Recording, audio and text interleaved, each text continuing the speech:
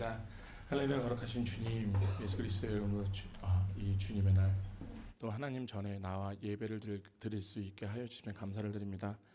거룩하신 주님, 먼저 이 예배가 온전히 주님의 위로가 넘치는 예배가 되길 원합니다. 그렇게 하나님을 알고 하나님께 나아가는 그렇게 주님 안에서 주님을 바라보게 하여 주시옵소서. 전하는 입술도 주님 너무나도 부족합니다. 언제나 하나님께서 붙잡아 주시사 하나님의 말씀 안에 선포하는 시간이 될 수 있도록 주님 그렇게 인도하여 주시옵소서. 온전히 주님께 모든 것을 맡깁니다. 예수 그리스도의 이름으로 기도드립니다. 아멘. 임마누엘. 자, 마이크 소리 되게 좋아졌죠? 드디어 저희가 생마이크에서 벗어났습니다. 자, 먼저 또 하나님 안에서 오늘도 주일 아침부터 일찍부터 나오셔서 우리 교회를 예수 그리스도의 몸된 교회를 섬겨주신 우리 성도님들께 감사의 말씀을 드리겠습니다. 이렇게 매주마다 우리 성도님들 한 분 한 분씩 나오셔서 그렇게 섬겨주셔서 우리 교회가 얼마나 풍성한지 모르겠어요. 그래서 우리 조금 전에 우리 찬양대 찬양했던 것처럼 그렇게 서로가 서로를 위하는 교회, 그렇게 우리가 함께 믿음의 여행을 할 수 있는 교회가 되었으면 좋겠다라는 생각이 들었습니다. 아멘. 그러면서 문득 오늘 옆에서 찬양을 하고 있는데 굉장히 큰 유혹이 왔어요. 어떤 유혹이었냐면은 여기 우리 앞에 계신 우리 세 분의 우리 집사님들이 세 분 계시는데 찬양을 하실 때 찬양을 계속 이렇게 하시는 거야. 흔들어야 되나 말아야 되나, 나도 같이 리듬에 맡겨야 되나 말아야 되나, 그냥 그런 생각이 들었어요 문득. 그래서 이게 굉장히, 사실 우리 집사님들 뿐이 아니에요. 여기 계신 분들 다 찬양하실 때 다 이렇게 다들 리듬을 타세요. 앞에서 보고 있으면 같이 꼭 타고 싶은데 이렇게 내가 탈 수가 없으니, 그래서 굉장히 큰 유혹이더라고요.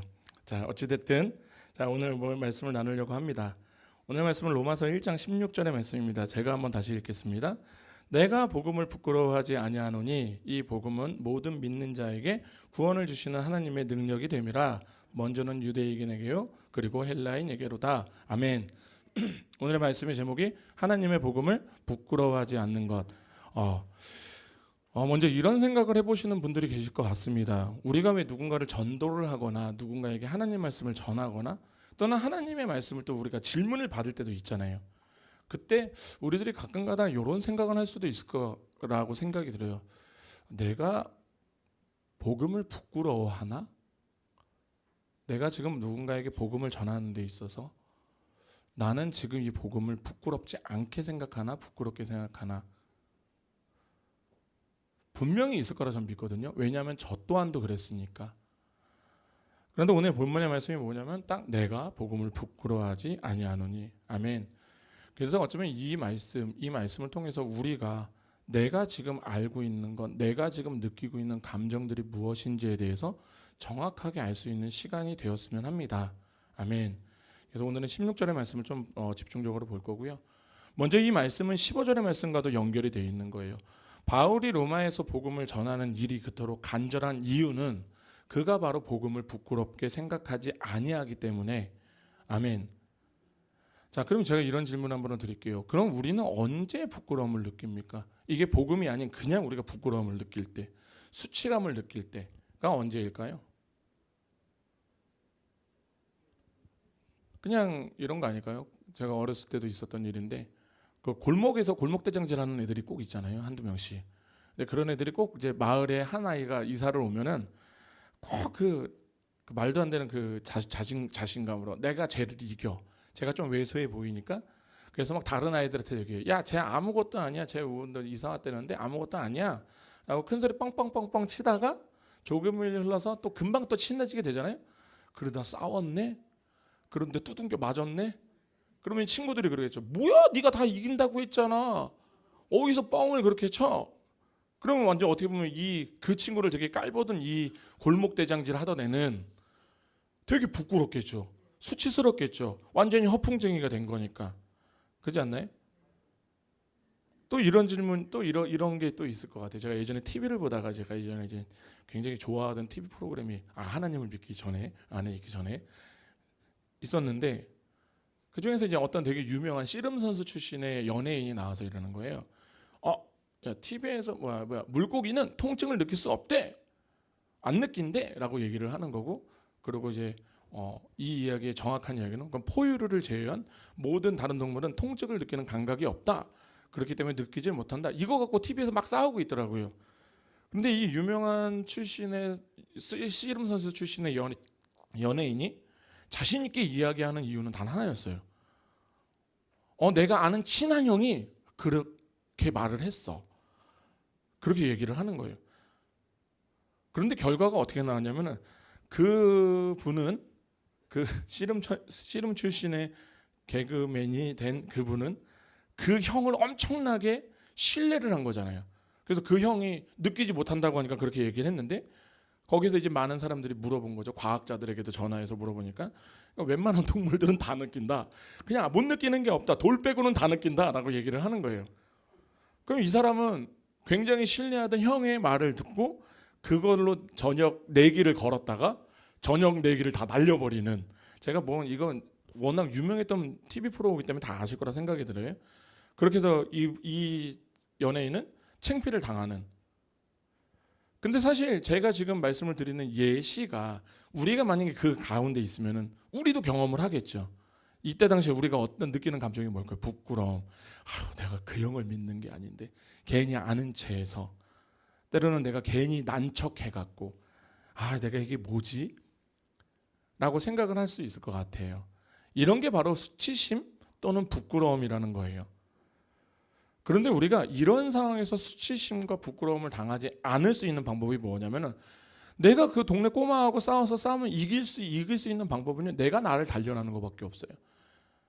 그렇다고 해서 또 아이들에게 싸움을 가서 많이 해라 그런 소리를 하는 건 아니고, 내가 더 잘 먹고 더 건강하게 해서 단련을 해서 내가 싸움에서 이기면은 그런 수치감은 안 들겠죠. 똑같이 내가 제대로 된 지식을 갖고 있다면, 그 형 믿는 게 아니고 형이 그랬다 카더라 하니까 진짜 하고 와서 그걸 막 얘기하다가 나중에, 그런 경우 많잖아요. 카더라, 그랬다 카더라. 그런데 나중에 알고 보니까 이게 아닌 경우들. 그러면 창피하잖아요. 쪽팔리잖아요. 그죠?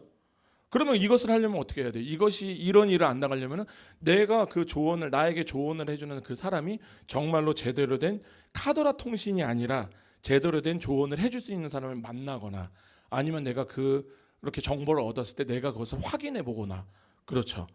그러면 나는 더 이상 부끄러움과 수치심을 당하지 않을 거예요. 자, 그럼 이제 본문으로 넘어가서 바울이 로마서 1장 16절에서 복음을 부끄러워하지 않는다라고 말을 했는데, 진짜 이것 때문에 바울이 수치와 부끄러움을 당하지 않았을까라는 거예요. 정말로 복음으로 인해서 이 사람이 부끄러움과 수치스러움을 당하지 않았을까요? 생각해 보셔요. 우리가 조금만 생각해도요, 바울은요 복음 때문에 수치를 당했던 사람이에요. 복음 때문에 부끄러움을 당했던 사람이에요. 맞잖아요. 예수 그리스도를 믿고 복음을 전하는 일 때문에 항상 공경에 처했던 게 바울이에요. 우리가 말씀을 많이 보더라도 바울을 죽이려고 하고 바울이 너무 무서워서 광주리를 타고 도망을 가요. 복음을 전할 때 유대인들이 도시락 싸들고 막 따라다녀요. 내가 전하면 안 돼, 들으면 안 돼. 심지어는 맞아 죽을 뻔도 했어요. 그래서 갖다 버리기까지 하잖아요. 그죠? 감옥에도 갇히고. 그런데 그러니까 이렇게 보면요, 오히려 바울은요 이 복음을 믿고 전하는 일 때문에 매 순간순간이 고난이었고 수치였고요, 부끄러움이었어요. 그런데 바울은 우리에게 항상 말을 하는 게 뭐예요? 항상 기뻐하라. 이 항상 기뻐하라는 이 말씀조차도 바울은요 감옥에서 썼어요. 그럼 감옥에 있을 때 바울은 기뻐할 수 있었을까요? 네, 기뻐할 수 있었어요. 왜? 그 모든 것들이 예수가 나와 함께하고 있다는 증거가 되거든요. 우리가 오해하지 마세요. 세상은요 예수를 믿는 사람들, 예수님을 믿는 사람들을 미워한다 그랬거든요. 그런데 내가 세상 나가서 너무 세상 사람들이랑 잘 살잖아요. 그럼 우리 하나 생각해 봐야 돼요. 저들이 나를 적으로 안 본다라는 거. 그러면 조금 문제가 되겠죠. 저들이 우리를 미워하는 이유는 딱 하나밖에 없어요. 우리 안에 성령이 계시기에, 예수가 있기에. 그렇게 우리가 복음을 함께하게 되면 우리는 이 세상, 그러니까 이 세상은 제가 얘기하는 세상 사람들, 그냥 세상 사람들을 얘기하는 게 아니에요. 하나님을 적대하는 사람들에 인하여서 우리는 공경을 당할 수밖에 없다라는 거. 그리고 그렇게 공격을 당한다라는 것은 내가 예수의 것이라는 것이 증명이 되는 거죠. 그러니까 바울은 너무 기쁜 거예요. 매 순간순간이. 사실 복음은 이렇게 우리들을 기쁘게 해요. 그런데 반대로 보면 제가 좀 전에 말씀드렸죠. 하나님을 적대하는 사람들, 예수 그리스도를 믿지 않는 자들은 어떤 이들은 이 복음을 들으면요 굉장히 화를 내요. 분노를 해요. 왜일까요? 이 복음을 들으면요 하나님이 옳다라는 게 증명이 되거든요. 지난주에 전한 말씀 있잖아요. 사람들은 하나님의 영광을 자기애라는, 자기를 사랑하는 그런 쓰잘데기 없는 돌멩이와 바꾸는 것 기억나시죠? 예전 것은 또 지나가셨나? 기억나실 거라 생각을 합니다. 그런데 복음을 듣잖아요. 우리는 오직 예수 그리스도의 복음으로, 구원으로, 예수 그리스도만으로 구원을 받아요. 그러니까 이 사람들은 미치고 한장 팔딱 뛰는 거예요. 왜? 난 내가 더 지혜롭다고 생각을 하거든요. 그래서 난 더 똑똑하기 때문에, 그래서 복음이 아닌 나를 사랑하는 자기애하고 하나님의 영광을 바꿔버렸는데, 지금 복음에서는 너가 멍청하고 어리석대요. 그래서 심지어 너는 그것 때문에 하나님의 영광을 네 가장 쓸데없는 거고 엿바꿔 먹었다고 얘기를 하고 있는 거예요. 자기는 굉장히 스마트하다고 생각을 했는데 그게 틀렸다고 하니, 그렇게 바울이 복음을 전할 때마다 그들은 그렇게 달려드는 거예요. 왜? 내가 틀렸다고 하니. 그러니까 바울은요 이렇게 복음을 전할 때마다 매번 매 순간순간 부끄러운 일을 계속 당했어요. 그래서 오죽하면 바울이 자기의 그 말씀에도 써나잖아요. 사역 중에 내가 수치를 당했던 일들에서 고린도후서 11장 23절에서 26절을 보면, 22절부터 보면 되는데 제가 23절부터 읽겠습니다. 그들이 그리스도의 일꾼이냐 정신없는 말을 하거니와 나는 더욱 그리하도다. 내가 수고를 넘치도록 하고 옥에 갇히기도 더 많이 하고 매도 수없이 맞고 여러 번 죽을 뻔도 하였으니 유대인들에게는 40번에 하나를 감한 매를 5번이나 맞았으며 3번에 태장을 맞고 1번 돌에 맞고 3번은 파선을 하고 일주야를 깊은 바다에서 지냈으며 여러 번 여행을 하면서 강의 위험과 강도의 위험과 동족의 위험과 이방인의 위험과 시내의 위험과 광야의 위험과 바다의 위험과 거짓 형제 중에 위험을 당하고, 야 나는 복음을 전할 때 이런 걸 다 당했다니까. 나 예수 전하면서 이런 거 전에 당했다고. 물론 이것이 지금 바울이 자기를 자랑하는 게 아니에요. 사실은 지금 보면은 고린도 교회에서 자꾸만 거짓 교사들이 자꾸만 거짓 교사들을 용납을 하고 있으니까 고린도 교회에서 자신이 참 사도라는 것을 알려주기 위한 거. 바울은 원래 자기가 한 것을 막 드러내는 사람이 아니잖아요.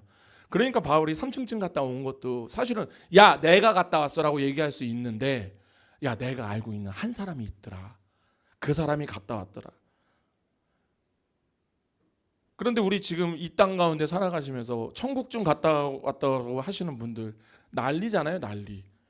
만약에 바울이 이런 거 자랑하기 시작했으면요 아마 책 제목 이런 거 있을 거예요. 바울이 다녀온 천국. 천국은 과연 그곳에 무엇이 있을까?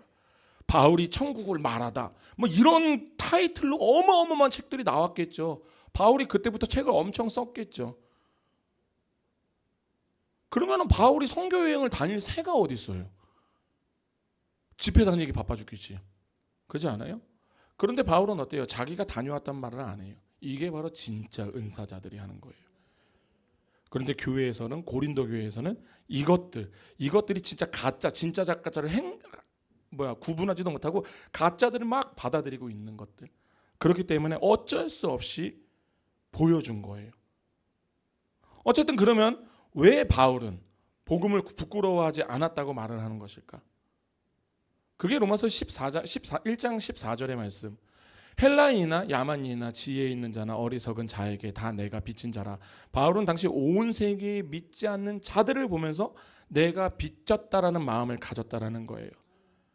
주변에 믿지 않는 자들을 우리가 다른 눈으로 바라보면 안 돼요. 우리는 그들에게 빚진 자라고 눈을 봐야 돼요. 이게 사실 우리가 굉장히 배워야 되는 눈빛인 거예요. 우리 믿지 않는 자들, 우리 교회에는 그런 분들 안 계실 거라 저는 믿습니다. 그런데 간혹 가다 보면 믿지 않는 자들 굉장히 멸시하는 분들 계세요. 아우 예수도 안 믿는 것들이 뭔 소리야 하면서 막 이렇게 해서 막 되게 무시하는 분들 계시거든요. 그러면서 자기 예수님 믿는다고 막 드러내는 분들이 있어요. 그런데 그런 분들 그렇게 드러냈을 때 과연 하나님의 영광이 드러날까요? 그러면 안 돼요. 왜냐하면은 굉장히 무서운 이야기예요. 어떤 사람이 가인 같아 보인단 말이에요. 그런데 문제가 뭐냐면은 그 사람이 만약에 나중에 다메섹에서 바울을 만나줬던 것 같이 예수님 만나주시면 어떡하실 거냐라는 거예요. 우리는 모르잖아요. 누가 선택받은 백성이고 누가 유기 된 자인지를 모르잖아요. 그러죠. 그러면요 우리는 모든 얘기 빚진 자의 마음으로 다가가야 되는 거예요. 모르는 거예요. 지금 이 시간에 있잖아요. 민석이가 딱 보이니까 민석이를 딱 얘기를 하면 민석이 청년을 얘기를 하면은 5년 뒤에 우리 민석이 청년이 저보다 더 많은 깊은 말씀을 알고 말씀을 전하고 다니지도 몰라요. 아무도 모르는 거예요, 이거는. 그런데 갑자기 누구 민석이가 말씀 좀 모른다고 저 말씀도 모르는 것들 막 이러고 다니면 되겠어요, 안 되겠어요? 되게 위험한 거예요. 예수님을 진짜 진하게 만나면요, 그 자가 나보다 더 먼저 예수의 일에 앞장을 쓸 수 있어요. 그러니까 우리들이 많은 이들을 볼 때 그렇게 눈으로 봐야 되는 거예요. 그러니까 바울은요 죄를 미워했지만 믿지 않는 사람들을 절대 이상한 눈으로 받지 않았어요. 오히려 자기가 자격 없이 받은 은혜, 그 은혜에 압도가 되어서 헬라인이나 야만인이나 지혜로운 사람이나 어리석은 사람에게도 모두 빚진 것 같은 부담감을 느끼고 있었다라는 것. 그런데 이 사람들이 또 와서 바울에게 빚독촉을 안 했잖아요. 돈 갚아. 너가 나한테 빚을 갚았다며.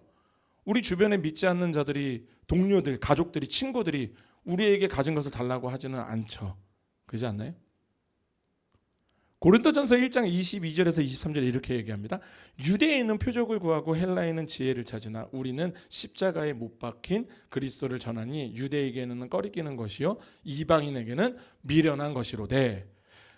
바울은 유대인과 헬라인들, 야만인들에게 갚아야 될 빚이 있었다고 하지만 그들은 대다수가 사실은 오늘날도 마찬가지지만 바울이 전하는 그 복음에 대해서는 그렇게 듣고 싶어 하지를 않았어요. 왜? 말씀에서 정확하게 말씀을 하시죠. 이 복음은요 그들에게는 미련해 보이고 거리끼는 것으로 보였기 때문에. 그래서 우리가 누군가 얘기하는 거예요. 우리에게는 예수의 향기는요 생명의 향기예요. 하지만 믿지 않는 자들에게는 예수는요 죽음의 향기인 거예요. 오늘날도 마찬가지예요. 우리가 누군가에게 말씀을 전합니다. 물론 그들이 선택받은 백성이라면 지금이 아니라도 나중에 우리가 전한 말씀 있잖아요. 그것이 복음의 씨앗이 될 수도 있어요. 그렇게 해서 누군가는 나중에 우리가 먼저 말씀을 전하였고 나중에 다른 누군가가 와서 바울은 말씀을 전하고 아볼로는 키우고 뭐 이런 거 있잖아요. 누군가에 통해서 그렇게 해서 잘할 수 있다라는 거. 또 유기된 자라면 아무리 지금 주옥 같은 말씀을 아무리 많이 들어도요 그 사람들이 딱 듣기에는 되게 우리 복음은요 미련해 보이고요 거리낌이 걸리는 것밖에 안 되는 거예요.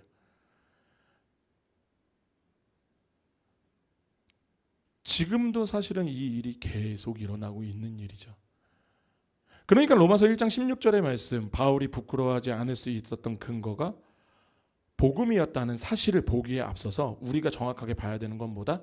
오히려 바울이 전하는 이 복음이 그 바울에게는 수치와 부끄러움을 당하게 하는 근거였다라는 거예요. 그래서 사실은 복음은 두 가지의 역할을 해요. 뭐냐면은 첫 번째로는 믿지 않는 자들로부터 수치심을 겪게 만드는 게 복음의 역할이에요. 두 번째는요. 그럼에도 불구하고 복음을 믿는 자들은 그 복음으로 인하여서 수치심에서 벗어나게 해주세요. 아멘. 바울은 이 두 가지의 사실을 모두 다 알고 있었어요. 예수님도 똑같죠. 예수님은 제자들에게 배신당하고 신성모독이라고 누명도 쓰이고 채찍질도 당하고 조롱도 당하고 놀림도 당하고 그냥 깨알딱 벗겨서 사람들 앞에서 고문도 당하고 오죽했으면 십자가 위에 달렸어요. 그러니까 야 네가 구원자라면 네가 그럼 내려와봐. 그죠? 그렇게 사람들이 소리치는 사람들 앞에서 예수님은 뭐가 됐어요? 가장 이 땅 가운데서 어리석은 바보가 되었죠. 바울도 비슷한 처지였어요. 그러니 그들에게 그렇게 복음을 전하고 그렇게 복음을 전하면서 바울이 복음 전하면서 도둑질을 했어요? 간음을 했어요? 사기를 치고 다녔어요? 아니에요. 아니면 우리처럼 웃으면서 사람 뒤 험담하고 다녔어요? 아니잖아요. 우리들이야 웃으면서 차라리 세상 사람들이야 뭐 술 먹고야 그런다지만 우리는 정말 맨정신에도 사람 뒷담화 아무렇지도 않게 까잖아요. 그죠? 이게 제가 우리 성도님들을 뭐라 하는 게 아니에요. 저도 그랬어요. 똑같아요. 그런데 바울이 그랬나요? 아니에요. 바울은요 오직 예수만 전했어요. 오직 복음만 전했어요. 그런데 신기하게도 이 세상은요 바울을 못 잡아먹어서 안달이 났어요. 예수님은요 못 잡아먹어서 안달이 났다고요. 그렇기 때문에 바울이 그렇게 당하고 나서 얘기하잖아요. 자신에게 예수의 흔적이 있다. 똑같을 거예요. 바울도 예수와 같이 정말로 어마어마한 수치를 당했을 거예요. 어마어마한 조롱을 당했을 거예요. 어마어마한 부끄러움을 당했을 거라는 거예요. 자, 그런데 이런 수치를 겪으신 우리가 바울이 아닌 예수님이 어떻게 하셨을까요? 먼저 우리 성도님들이라면 어떻게 하실 거예요? 이런 일을 당하시면 예수님이 어떻게 하셨냐면 히브리서 12장 2절을 보겠습니다. 믿음의 주요 또 온전하게 하시는 이인 예수를 바라보자. 그는 그 앞에 있는 기쁨을 위하여 십자가를 참으사 부끄러움을 개의치 아니하시고 하나님 보좌 우편에 앉으셨느니라. 지금 바울이 이 히브리서 기자가 얘기하고 있는 거예요. 예수님은요 그 앞에 있는 기쁨을 위하여서 십자가를 참으셨대요. 부끄러움을 개의치 않으셨다라고 얘기하고 있는 거예요. 예수님이 여기서 말씀은 뭐 지금 예수님은 부끄러움을 개의치 않았어요. 이게 무슨 말이냐면 수치가 분명히 있을 텐데 부끄러움이 분명히 있을 텐데 그렇게 예수님을 위협하는 것들이 분명히 있을 텐데 그때 얼마나 많은 예수님이 진짜 우리가 인간의 인성을 갖고 있기 때문에 또 얼마나 많은 또 유혹이 있었을까요? 그렇지 않아요? 그런데 예수님은 얘기하시는 거예요. 나는 그 수치를 준다 해도 절대 굴복하지 않았어. 너희들은 잠시 나에게 수치를 줄 수 있겠지, 부끄러움을 줄 수 있겠지. 그런데 난 너희들을 따르지도 않을 거고 그 수치를 개의치도 않을 거야. 왜? 내 앞에 기쁨이 알거든. 아멘. 어떻게 이렇게 할 수 있을까요? 복음을 전하다 아주 말도 안 되는 소리들로 우리들을 공격하잖아요. 보통 다 그렇잖아요. 우리 막 그렇게 막 괴롭히잖아요. 어떤 이들은 말도 안 되는 걸 막 들이밀죠. 사실은 어저께 들었던 얘기인데 우리가 루시엘이라고 알죠. 근데 우리가 루시엘의 이야기를 하면 될까요? 안 될까요? 사실 왜 안 되는지 아세요? 루시엘은 성경에 나온 적이 없어요. 단지 가브리엘과 또 뭐시갱이야 미가엘 거기에다 엘들이 붙이니까 루시퍼가 혹시 얘기해서 근데 그거는 우리가 추측은 할 수 있는 거지만 우리 정경에는 나와 있지가 않아요. 하나님께서 루시엘이 필요했었으면 정경에 무조건 드러내셨을 거예요. 근데 안 됐어요. 그렇기 때문에 우리는 루시엘이나 이런 거 궁금해할 필요가 없어요. 그런데 그런 것들을 너무나도 많이 듣다 보니까 성경에 없는 거를 갖고 와서 우리를 공격하는 거. 근데 되게 웃긴 것은 너무나도 가슴 아픈 것은 우리들도 그 말씀을 듣고 그것이 진실이냐 그걸 갖고 와서 또 우리가 또 서로가 물어보고 있는 거예요. 지난주에 제가 여기 우리 성도님들 아시겠지만 제가 진화론을 굉장히 우습게 여기거든요. 참 말도 안 되는 거라고 저는 생각을 하고 있는 게 진화론인데 오랜만에 집에서 TV 시청을 저희 집사람이랑 하고 있었어요. 그런데 이런 말이 나오대요. 오스트랄로피테쿠스, 호모 에렉투스, 호모 사피언스 막 이런 거 나오잖아요. 근데 또 거기에서 호모 호빌리언스, 호모 레알타, 이름도 어려워. 그런데 거기에서 이런 것들이 나오는데 거기에서 정말 어처구니 그거 보면서 웃고 있었어요. 근데 정말 어처구니 없는 게 또 하나 나오는 게 뭐냐면은 또 그런 동시대에 우리가 모르는 또 하나의 새로운 신인류가 있었다. 그러는 거예요. 얘가 또 뭔 말을 하고 있을까 하고 보고 있는데 증거가 있어야 될 거 아니에요. 그죠? 근데 증거라고 딱 되는 게 뭐였냐면은 이빨 3개와 휘어진 발가락 뼈 하나였어요. 이걸로 봤을 때 다른 인류가 있었다. 이빨의 크기가 다르고 발가락뼈가 휘어져 있다고 해서 이것이 다른 인류라고 하면, 아니 저는 이게 궁금해서 그래요. 이런 게 믿어지세요? 제가 장담할 수 있어요. 여기 계신 분들의 이빨을 다 뽑아갖고 비교하잖아요. 다 다를 거예요. 어떤 분은요 크고요. 저 심지어는 우리 집사람이잖아요. 저희 집사람은요 이빨이 하나가 태생적으로 안 났어요. 아니 그러면 몇천 년 후에 만약에 우리 집사람이 어떻게 발굴이 됐어. 턱뼈를 하나 하는데 어머! 이빨이 하나가 없어. 신인류야? 물론 그래요. 제가 이렇게 저희 집사람을 가끔 하다 보면서 이 사람은 나하고 다른 종족인가? 라고 할 때도 있기는 하지만, 자 오늘도 집에 다 들어갔습니다.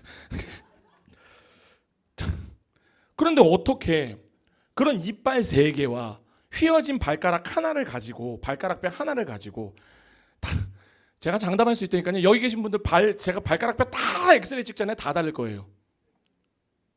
그런데 그것을 가지고 다른 인류가 있었다. 이게 지금 얘기하고 있는 진화론들의 다 주장이에요. 진화론에서 이야기하는 모든 다른 인류라고 했던 어떤 오스트레일리아 피테쿠스 아무튼 이 많은 종족들 있잖아요. 이 다른 인종이라고 하는 것들, 그런 것들을 갖고 와서 제대로 된 뼈들을 한 번도 제시한 적이 없어요. 다 이만큼 없어진 여기 뼈 하나 갖고 오고, 여기에서 요 뼈 하나 갖고 오고요, 여기에서 이 뼈 하나 갖고 오고요. 그거를 자기네들이 정말 멋있게 자기네들이 생각하는 대로 복원을 해놓고서 이렇게 생겼더라 얘기하고 있는 게 그거라니까요. 원숭이들도 엑스레이 찍어보잖아요. 다 다를 거예요. 다 다를 거예요. 얼굴이, 뼈들이 다 다를 거라고요. 근데 이게 뭐예요? 이런 것들 믿기지 않는 이런 것들을 막 얘기를 해요. 왜? 하나님이 싫으니까, 인정하기가 싫으니까. 그냥 말도 안 되는 소리를 막 짓거려도요 그냥 막 듣는 거예요. 믿는 거예요.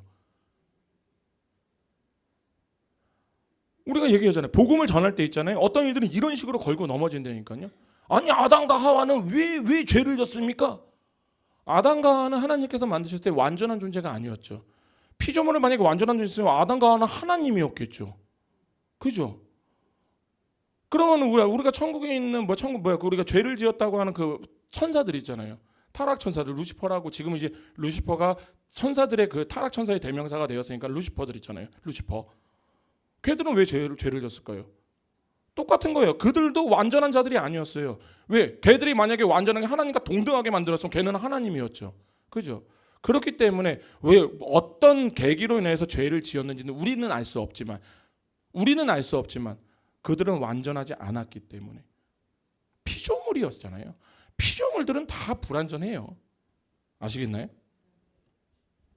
그러니까 이런 거예요. 이런 걸로 해서 아담과 하와와 가인밖에 없었는데 애는 도대체 어디서 나온 거예요? 이런 걸로 물어보는 거예요, 사람들이. 막 이런 걸로 허무맹랑한 걸로 막 우리를 공격하죠.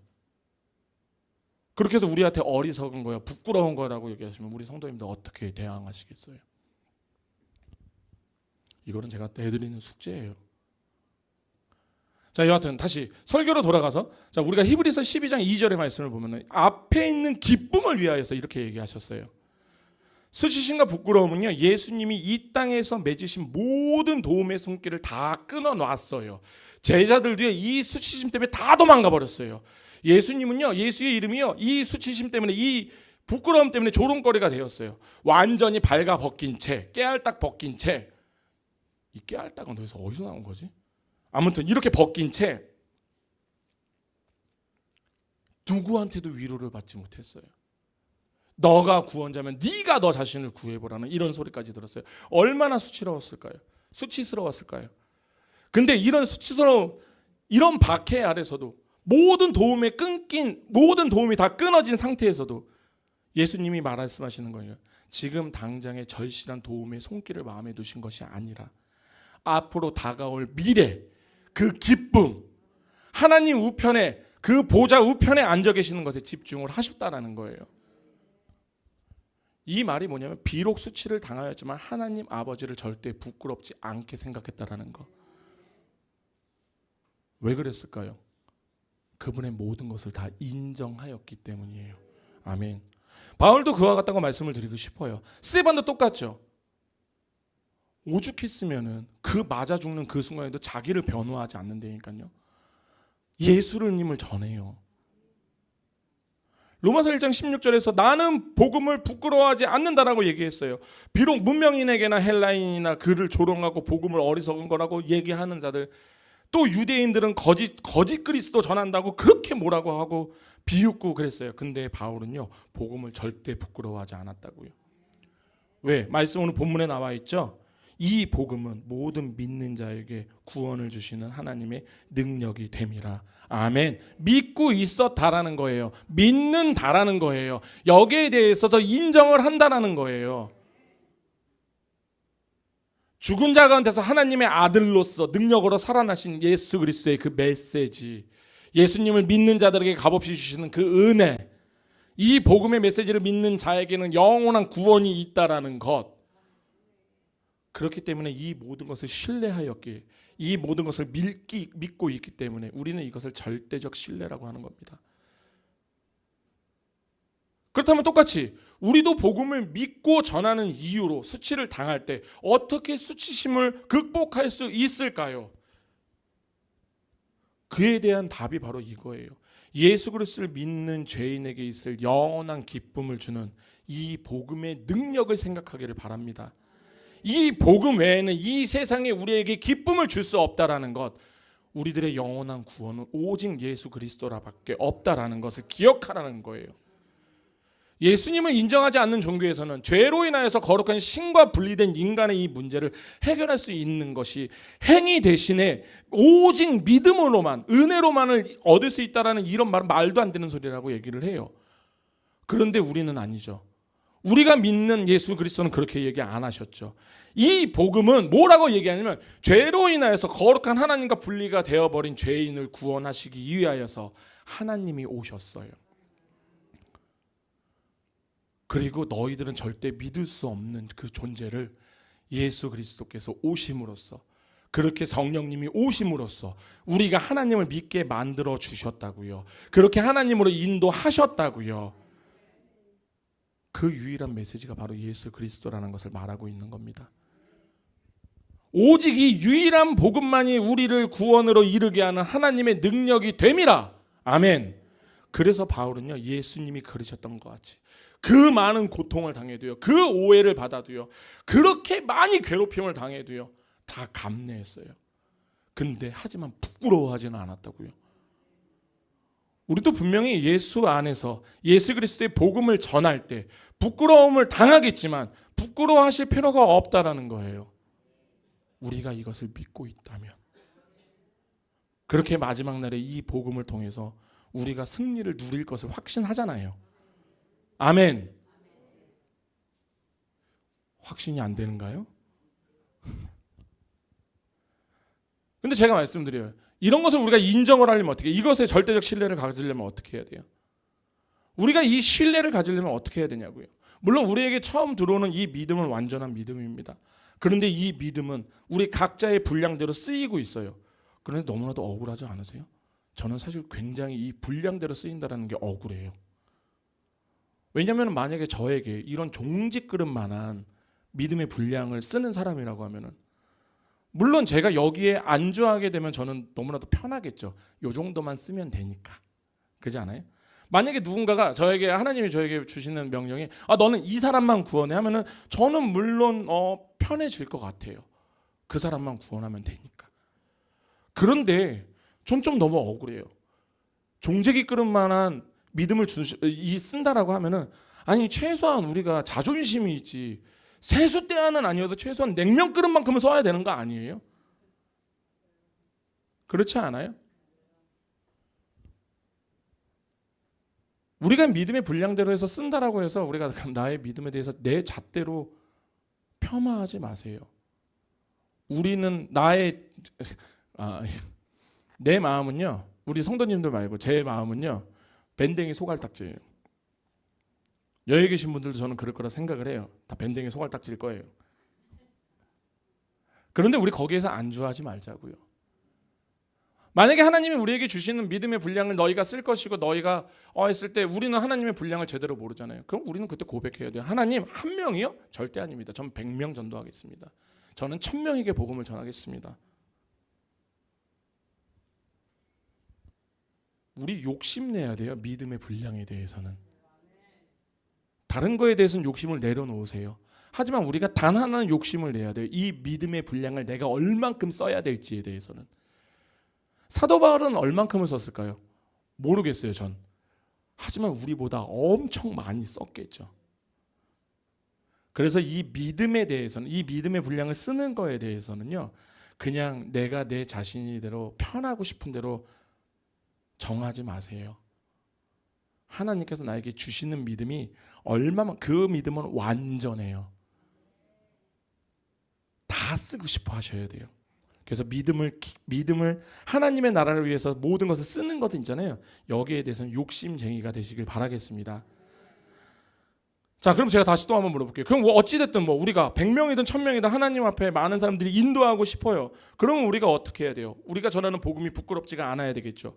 물론 저는 믿습니다. 여기 계신 분들이 복음이 안 부끄러워하시는 건 전 믿습니다. 저는 100% 그렇게 믿습니다. 그런데 이렇게 복음을 부끄럽지 않을 수 있게 하는 이유가 분명히 존재를 해요.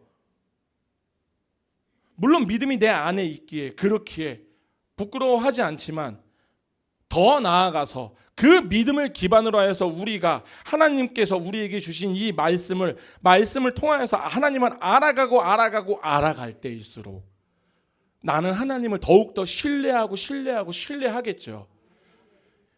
이 복음을 들으면 들을수록 예수 그리스도께서 진짜 나의 구원자이심이 믿어지겠죠. 성경은요, 우리 기분 좋으라고 전해주는 말씀이 아니에요. 성경은요, 오직 하나님을 나타내는 말씀이에요. 우리가 성경을 통해서 내가 너에게 복을 주리라, 1000대까지 복을 준다니까 막 그 말씀을 1000대까지 복 받을 생각하는 것보다는 하나님이 하나님 되심을 계속 나타내는 것을 감사해야 되는 거예요. 그렇게 감사를 해야지. 내가 하나님 안에 있을 때 하나님은, 우리가 생각하는, 하나님은 구원하실 분을 구원하신다고 하셨어요. 그래서 제가 말씀드려요. 구원의 약속은 저에게 갖지 마세요. 나에게 갖지 마시라고요. 하나님에게 가지세요. 이렇게 우리가 하나님을 알아가면 알아갈수록, 그래서 제가 말했어요. 우리 교회가 시작을 하면서 올해 우리의 교회의 목표 말씀이 뭐예요? 요한복음 17장 3절의 말씀이죠. 영생은 곧 유일하신 참 하나님과 그가 보내신 예수 그리스도를 아는 것이라. 아멘. 처음 하셨어요? 우리 교회에 이런 게 있었나? 라는 거.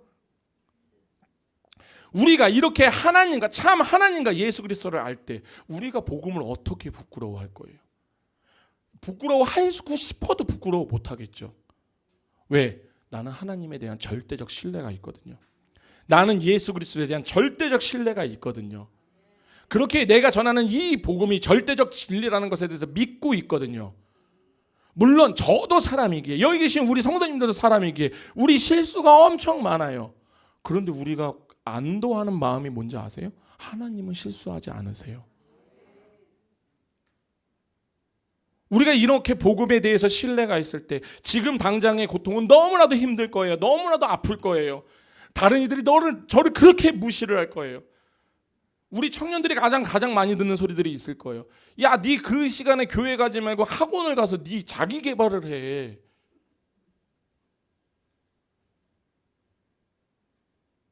어때요? 여기 계신 우리들도 많이 당하지 않아요? 그 시간에 돈을 벌어라. 그 시간에 다른 거를 좀 해라. 우리 많이 당했잖아요. 그런데 이 부끄러움이, 이 수치심이 우리에게 나중에 꼭 유익이 될 거라니까요. 왜? 우리는 믿거든요. 아멘. 그렇기에 우리 앞에 놓인 이 구원의 기쁨, 우리 믿잖아요. 예수 그리스도가 우리의 구세주라는 거. 아멘. 아멘. 아멘 안 하시면 진짜 토요일 날 저 계속 만나야 돼요. 진짜. 절대적으로 신뢰하시죠. 그렇기에 우리 앞에 구원의 기쁨이 놓여 있으니 자기 십자가를 지고 수치를 당하더라도 그 수치심에 개의치 않는다라는 거예요. 그렇게 우리 예수를 따르길 바랍니다. 저는 이런 꿈이 있어요. 사실 이게 제가 원래 이런 꿈을 가지면 안 돼요. 왜냐하면 이건 육신의 되게 못된 습관이거든요. 그런데 이런 꿈을 하나 가지고 있는 게 뭐냐면, 욕하지는 마세요. 저는 마지막 날에 있잖아요. 분명히 하나님께서 저를 깨우실 거잖아요. 예수님이 딱 오시면. 근데 문제는 저만 일어나는 게 아니겠죠. 예수님 안 믿는 자들도 일어나겠죠. 그 중에 분명히 제 친구들도 있을 거거든요. 그냥 그들이 딱 일어나서 예수님 복 뭐야? 아이씨 누님 말 들을 걸. 이럴 때 걔네들 앞에서 딱 이러고 싶어요. 봤냐? 야 우리 예수님 계시는 거 봤냐? 이것들이 그렇게 내가 얘기할 때 안 듣더니만 봤냐? 예수님 계셔. 니들 그때 나한테 그렇게 욕했지. 그렇게 미련해 보이고 그렇게 니들 나한테 욕했었잖아. 근데 그 친구들한테 꼭 얘기해 주고 싶어요. 제욱이라고 나면 안 될 거. 있어요. 나쁜 놈 새끼 하나가 있어요. 그 친구도 저는 하나님이 만나주실 거라 저는 믿습니다. 그렇지만 그 친구가 만약에 하나님 안에 들어오지 않는다라고 하면은 마지막 날에 그 친구 딱 만나서 제가 딱 한마디 할 거예요. 봤지? 봤지? 아유 진짜. 물론 제가 그 친구가 예수 안으로 돌아올 수 있도록 더 노력을 해야 되겠죠. 근데 우리가 이렇게 하려면 어떻게 해야 돼요? 이 복음이요 진짜 나에게 먼저 믿어져야 되는 거예요. 아멘. 이제 말씀을 마치겠습니다. 제가 그제인가 자료를 찾다가 이런저런 자료를 찾다가 미국에 계신 어떤 목사님께서 하시는 짧은 동영상을 하나 봤어요. 이런 예화를 들더라고요. 그분도 어디에서 예화를 갖고 온 것 같아요. 우리가 예수 믿는 사람들이 그리스도인들이 천국에 가면은 3번을 놀란대요. 크게. 첫 번째는요. 내가 왜 천국에 와 있지? 자신의 행실이 어땠는지를 자기가 아는 거겠죠. 두 번째는요. 왜 저 사람이 왜 천국에 와 있지? 저 사람도 그런 거예요. 그리고 세 번째가 뭔지 아세요? 이게 참 가관이긴 해요. 왜 우리 목사님은 안 계시지? 그런데 사실 저는 그 말씀, 그 예화를 들어드는 거 막 보다가 이게 사실은 웃자는 얘기가 아니에요. 사실은 이거 정말 무서운 예화이야 되니까요.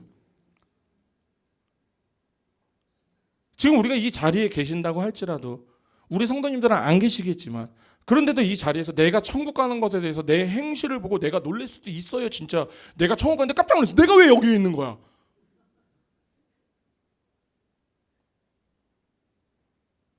그리고 주변을 돌아보면서 저 사람 가라지일 거야. 분명히 하나님이 걸러내실 거야. 라고 얘기하고 있는 사람이 있을 수도 있다는 거예요. 그리고 마지막으로 우리 사역자들 정신 차리세요. 저는 이 말씀 듣는데 확 와닿더라고요.